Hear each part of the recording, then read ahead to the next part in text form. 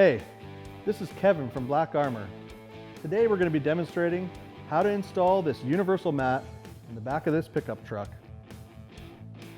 So depending on where you're located, your truck bed mat may come packaged in a box or in a bag. First thing you're going to want to do, unpackage it, and then grab a friend, get them to help you lift it in the back of your truck.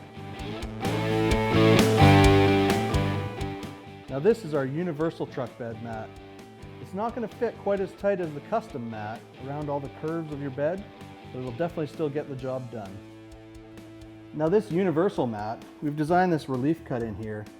If you have a 5.5 foot bed, what you can do is you take an X-Acto knife, cut it right through, and it'll fit a lot tighter in your bed.